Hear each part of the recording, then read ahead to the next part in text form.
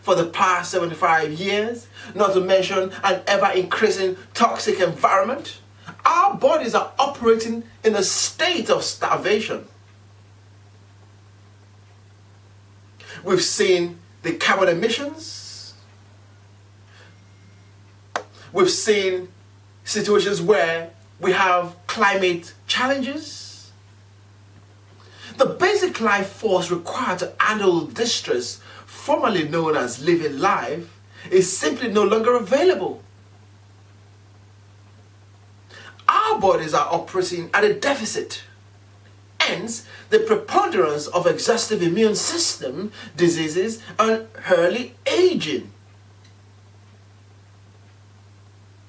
Nutrients from food used to provide us well all that we needed to bear the emotional orders of life. Now, due to lack of nutrients, along with 75,000 environmental toxins which didn't exist prior to the 1930s, the instant we interpret an event as traumatic, our bodies are overwhelmed and become ill. 75 years ago, we could handle whatever came at us. Now we succumb. A mutated virus came to the respiratory systems of many, and they succumbed. The despondent mind slows the vibration off, thereby restricting oxygen to the cells which the patient subconsciously relates to the emotional trauma. Science has discovered that our bodies require essential vitamins, minerals, essential amino acids, essential fatty acids, and now essential long-chain monosaccharides. These 8 sugars are making the most significant and dramatic difference in increasing and prolonging one's health. The latest and the greatest of the food supplements, nutraceuticals, is glyconutrients. No matter what your health problem, feeding your body what it requires will allow your body to heal itself. Glyconutrients are not disease specific as are pharmaceuticals, so you can take them for whatever ails you. Cancer, for instance, is one of the easiest diseases to heal, as usually only one system is involved, which is the immune system. And once that is up and running, it can handle cancer very quickly and efficiently. The body can heal itself. The only issue is the time it takes to do so, which depends upon the number of systems involved, endocrine, neural, etc. Maybe when your body feels better, you can handle facing the emotional trauma which caused the disease in the first place. The way to health is, number 1, release the emotions surrounding the trauma. Take a look back at the previous 2 years and determine what was the worst thing that ever happened to you in that time and also in your life. Then release it via frequency and energy healing. Number 2, sleep. In a very dark and quiet room sometimes, with real water, in sunlight and clean air is hard to find, so the next best highly filtered exercise, be sure to break a sweat to release the toxins, oxygens, the real air. Get out of town, get some real food, make it alkaline, make it organic vegetables and fruits and nuts and seeds. Number 3, nutritional supplements, which the body desperately requires in order to handle toxic emotions and a toxic environment. Get all the vitamins, all the multi-nutrients. Get iron tablets. The latest and greatest on how to heal anything right now is the NCD, which is the natural cellular defense. Separation and forgiveness. Money is the grandest measure of our separateness. It separates the haves from the have-nots, the CEOs from the blue collars, and you know it has nothing to do with brains. The jet setters from the couch potatoes, the mansions from the shanties, the Riviera from the campground, the lender from the borrower, the creditor from the debtor. Yet not so obvious are the everyday situations in which we choose to make someone our debtor, whether it was someone's not doing his job and thereby forcing us to do it, or someone taking advantage of us, stealing our time, efforts, talent, love, whatever we translate it into their owing us, except in the case of wrongful death.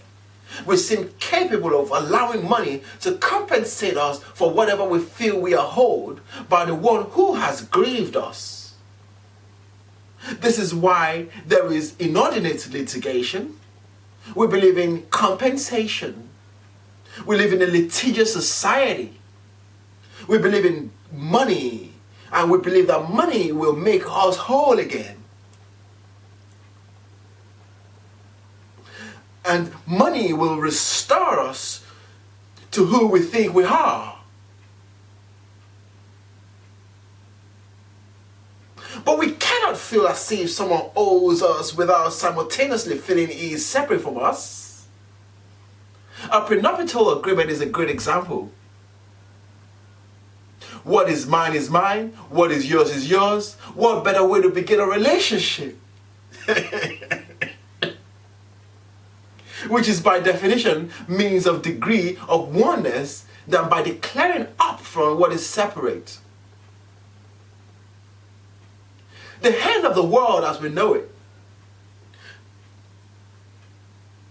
We are all faced with a series of great opportunities disguised as impossible situations. I want freedom and impartiality or imperturbability more than control. Security and approval. If you think something outside of yourself is the cause of your problem, you will look outside of yourself for the answer.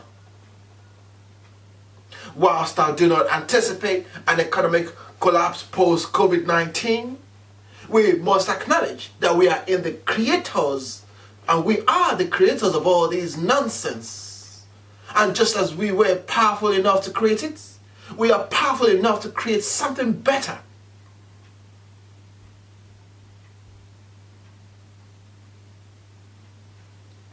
Barter. Although I feel certain that we will arrive, I think barter will be the interim step. There is nothing wrong with this. The locals, for instance, of a place in Canada, and also a place in New York called Ithaca, for instance, they use Ithaca hours in New York. Notes which are worth hours, not money. The dentist's hour is more valuable than the chambermaid's hour. And Cambridge in Ontario is using its own currency called the community dollars. And Bristol in England is using its own currency called the Bristolian pounds. The people of Argentina learned the hard way. The IMF stole all their property, their production, their labor, and their lives because they could no longer pay the arbitrarily increasing rate of interest on the fictitious loan. As one woman put it, after the banks collapsed and the people returned to bartering their labor and productivity amongst themselves, we just figured if they wouldn't give us their money, fine, we'll make our own money. And they did. And they are now thriving on their own interest-free currency. No more poverty. Why do you think, for instance, that the Asian community, their money stays with them longer than some other communities in Europe? Because these Asians have set up businesses and they trade with themselves. So the sterling can stay within the Asian community for months. But in other communities like the black community, you've realized that the sterling hardly